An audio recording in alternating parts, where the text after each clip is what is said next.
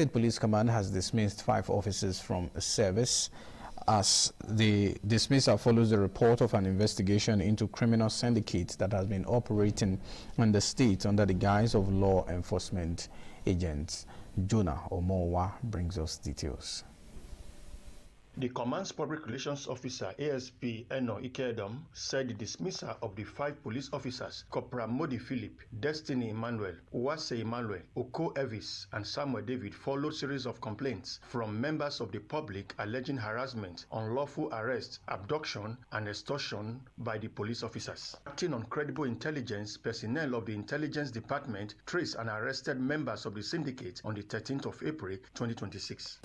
The investigation revealed that the suspects were operating as an organized criminal network comprising 7 police personnel, dismissed police personnel, commercial bus drivers, and civilian collaborators who systematically targeted innocent persons for abduction and extortion. So far, more than 11 victims have positively identified members of this syndicate, giving detailed accounts of how they were unlawfully arrested, intimidated, abducted, and forced to surrender money under duress. The officers have been dismissed from the Nigeria Police Force and will be charged before a court of competent jurisdiction for their alleged involvement in the criminal activities. ASP Kedom revealed that Inspector Nauru Nicholas, attached to the Mobile Force Squadron 60, is currently at large, while Inspector Ehu Bereme Wisdom was reduced in rank to sergeant. From Benin, Jonah Omowa, Itv News. The newly appointed Assistant Inspector General of Police, AIG, in charge of Zone 5 headquarters in Benin City, AIG Monday Agbonika, has called on residents of Edo and Delta states to support the police with timely and credible information to strengthen efforts to tackling crime and improving public safety. AIG Agbonika made the appeal while formally assuming office as the 33rd Assistant Inspector General of Police, AIG, in charge of Zone 5 headquarters in Benin City. He stressed that effective policing requires a strong partnership between security agencies and members of the public.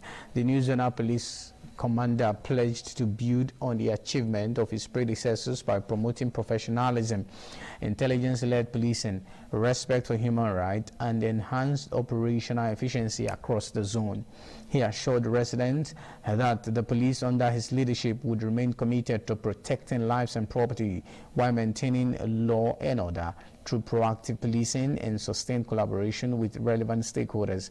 AIG Agbonika also assured and urged officers and men of the zone to remain disciplined, dedicated, and accountable in the discharge of their duties, reaffirming his commitment to improving security and fostering public confidence in the Nigeria Police Force. Edo State Government Diaspora team has engaged Edo citizens in the United Kingdom, receiving valuable feedbacks and investment proposals aimed at supporting the developmental agenda of Senator Monday Ukpewolu's administration. The meeting held at the Old Kent Road, London, United Kingdom, served as a preparatory session ahead of Governor Monday Ukpewolu's interactive engagement with Edo indigenes in the United Kingdom, scheduled for Friday, 31st of July, 2026. ITV's UK correspondent Rosaline Evorame brings us details. The governor of Edo State, Senator Monday Ukpewolu, is in London for an interactive session with members of Edo community in the UK. The engagement is expected to provide an opportunity for the governor to outline his administration vision, address concerns from the diaspora, and strengthen ties with Edo indigenes living abroad. The meeting attracted political leaders, members of Edo community, and other stakeholders resident in the UK. Speaking at the event, the pioneer and Director General of Edo State Diaspora Agency, Dr. Loretta Odoware Ogboro, urged Edo indigenes to participate actively in the forthcoming interactive session with Governor Ukpewolu. She described the governor as a listening leader committed to fostering meaningful engagements with Edo citizens in the diaspora. Come and engage with His Excellency, performing governor at Wako Rescue. Come and tell us how we are doing. Is getting it right? What do you want done? How do you want it better? Tell you all, come on the 31st. The Senior Special Assistant to the Governor on Diaspora Affairs, Honorable Dion Osaigi, encouraged participants to contribute ideas and investments that would advance the state development. It's important for each and every one of us to contribute our quota to the development of our dear states. If you are not making an impact back home, there's a big problem. Also speaking, the Special Assistant on Diaspora, Honorable Francis Okoye, highlighted Governor Kpewolo's intervention on behalf of natives from Edo State affected by xenophobic attacks in South Africa. He called on members of the diaspora to support and align with the administration's SHINE agenda for sustainable development. I hear a lot of things, insecurity, this, that, this, cultism. I'm an example of telling you that the government is working hard to get security. Participants used the opportunity to offer constructive feedback on government policies and presented recommendations and investment proposals aimed at accelerating economic growth and development across Edo State. Dr. Ogboro Oko thereafter unveiled the Edo State Diaspora Agency's website and dedicated helpline platform designed to strengthen communication between the state government and Edo indigenes abroad. Bring out your phone and type in Edo State Diaspora Agency. From London, Roslyn Eworame, ITV News. A delegation of the Committee on Women Affairs, the House of Representatives Abuja, on a two-day assessment visit to Edo State, has paid a courtesy visit to the state government and government house in Benin City. Deborah Ogbefun reports that the group was received by the Deputy Governor of the state, Right Honorable Dennis Idahosa, on behalf of the state governor, Senator Monday Okpebolo.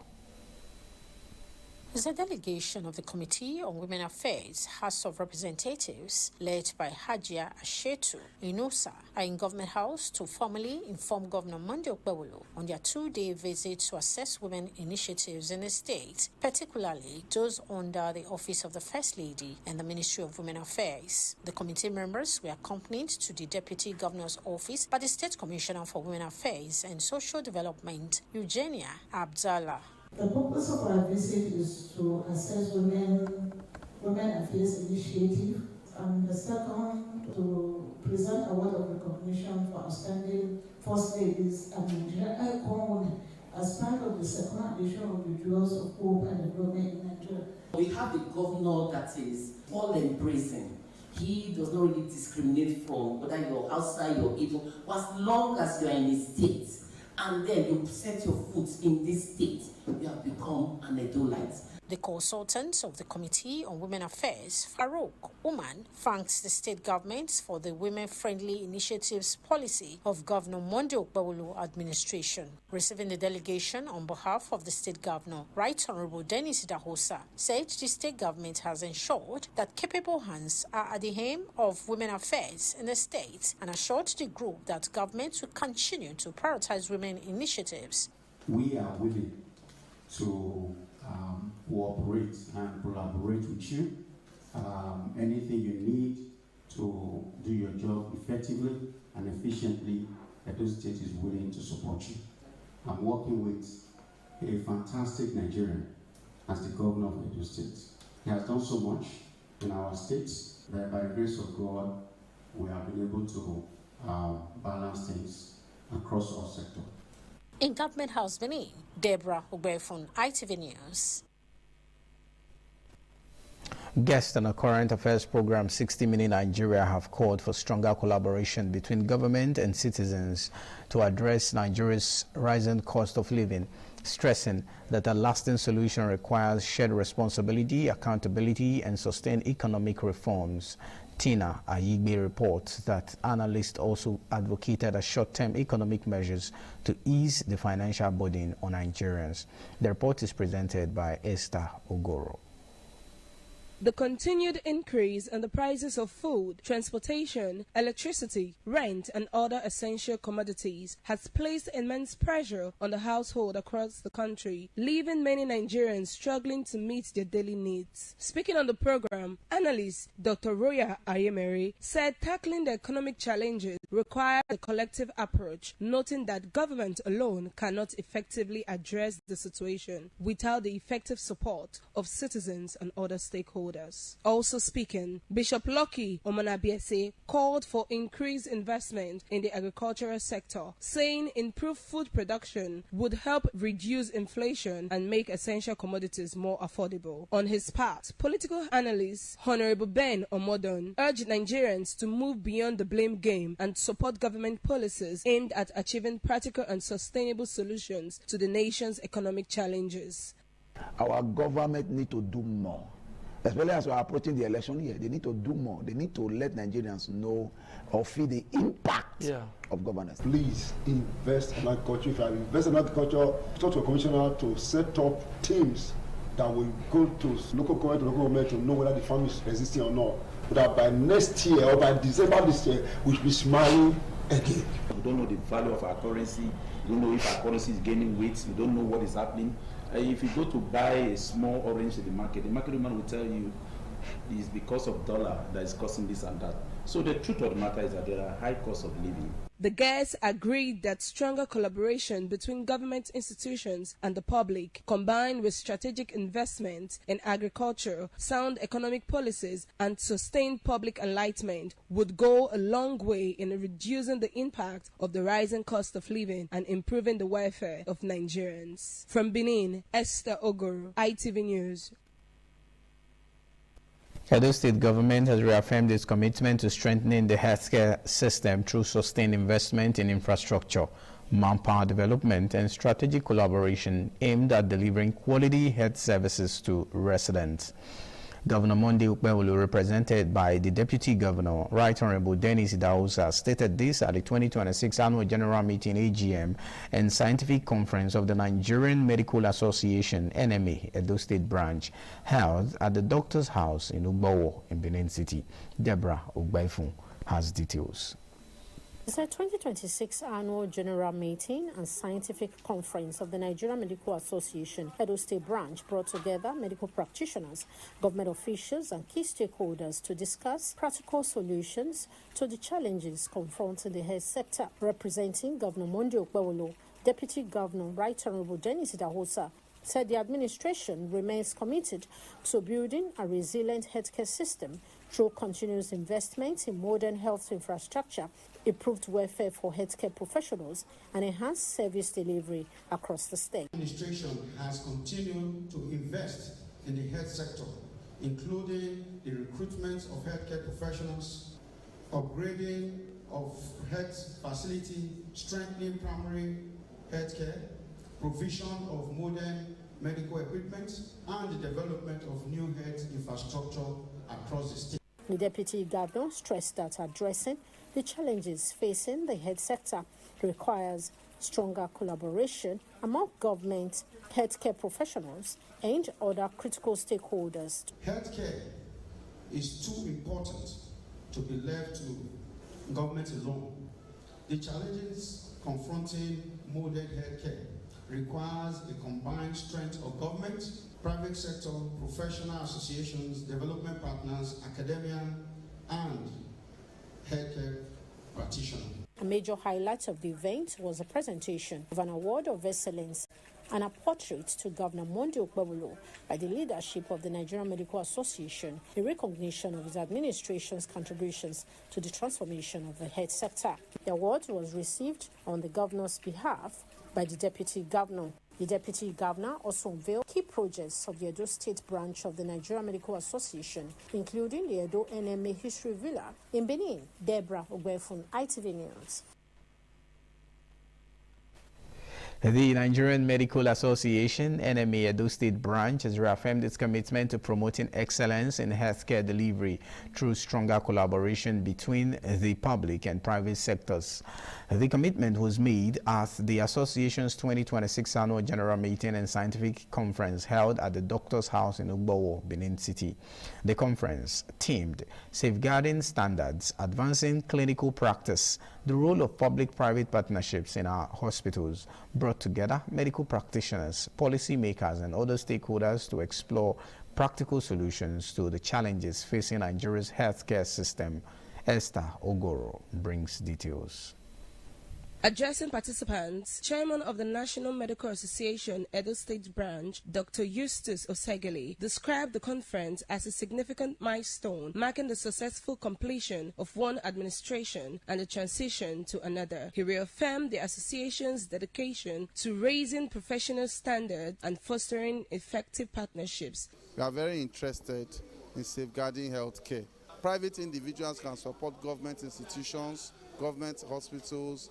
Government can also support private hospitals, and when we get that synergy, clinical practice will be better, standards will improve. Representing the Edo State Commissioner for Health, the Chief Medical Director of Edo Specialist Hospital, Dr. Antonia Iniboku, said the state government remains committed to strengthening the healthcare sector through improved welfare for health workers. Sustainable progress requires strong partnerships with the private sector, professional associations, development partners, civil society organizations, academia, and our communities. Representing the governor, Senator Monday Okpebolo, Deputy Governor Dennis Idahosa, described the conference theme as timely and relevant. I wish to assure you that this award will not be taken for granted. It is a responsibility to deepen our commitment to building a healthcare system that works. Delivering the keynote address, Dr. Osawuyi Irowa called for deeper collaboration between public and private hospitals. As leaders in the health sector, let us be committed to building a healthcare future where high standards are not a burden to bear. The conference also featured the commissioning of the Edo NMA History Ville, a medical library, an ICT hub, and presidential suites for doctors. From Benin, Esther Ogoro, ITV News.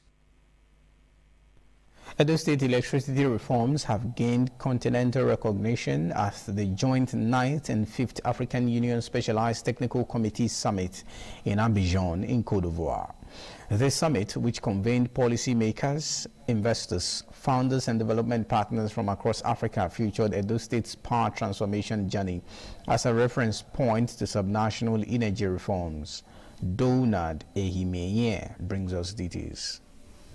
The founding stage of the joint 9th and 5th sections on finance, trade and industrialization of the African Union Specialized Technical Committee Summit in Abidjan provided a platform for policymakers, investors, funders and development partners to explore practical solutions for Africa's energy future through innovative policies and strategic reforms. Representing the governor of Edo State, Senator Monday Okpebolo, at the High Power Delegation Section was the Edo State Commissioner for Power, Honorable Paul Usemba, FCN, who spoke as an inspirational speaker, presenting Edo State's success story of decentralizing and democratizing capital by demonstrating how deliberate policy reforms have strengthened the state's electricity sector, attracted investment, and improved the lives of Edo people. By 2020, the Commissioner for Power said Edo State visions extends beyond expanding power generation to achieving power sufficiency, creating inclusive economic opportunities, and providing a scalable subnational model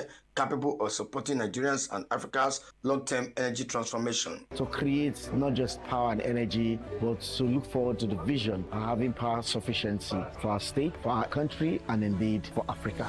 Donald Ehimeye, ITV News.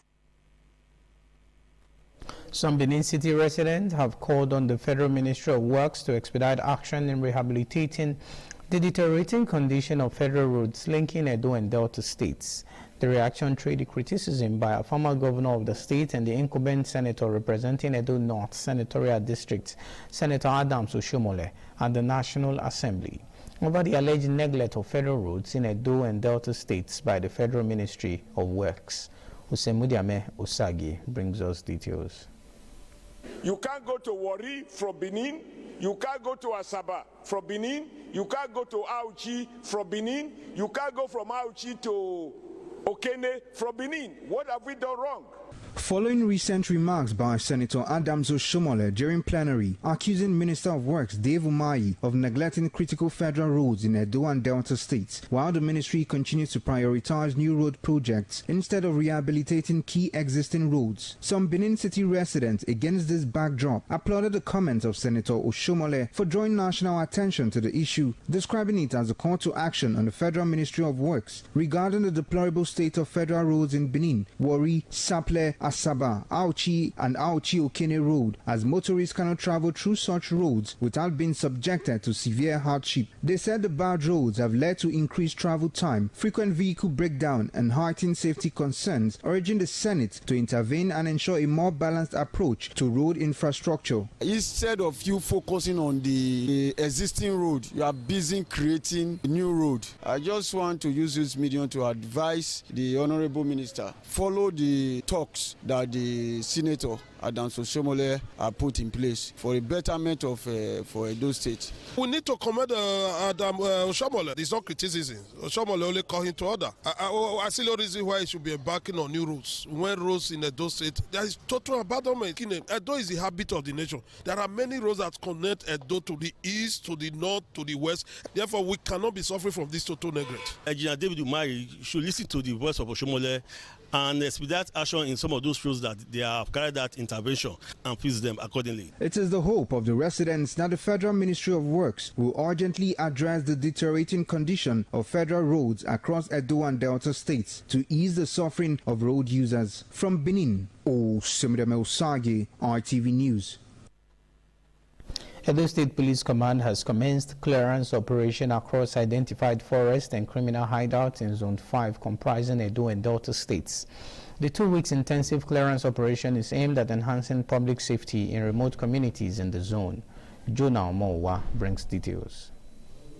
On the 22nd of July 2026, the Inspector General of Police, Olatunji Disu, directed the commencement of a 2-week intensive clearance operation across vulnerable forest corridors and remote communities within Zone 5 comprising Edo and Delta states. The objective is to deny kidnappers and other violent criminal elements the opportunity to use the nation's forest as operational basis. In response to this directive, the Assistant Inspector General of Police Zone 5, Monday Agbonika, led the police mobile force to some identified forests in Ogwa, Igwosagie, Agava, Ugbogwi, Ikoha, Aloko communities and other camps along Benin-Lagos Expressway for the exercise. We will not wait for criminals to regroup before we take action.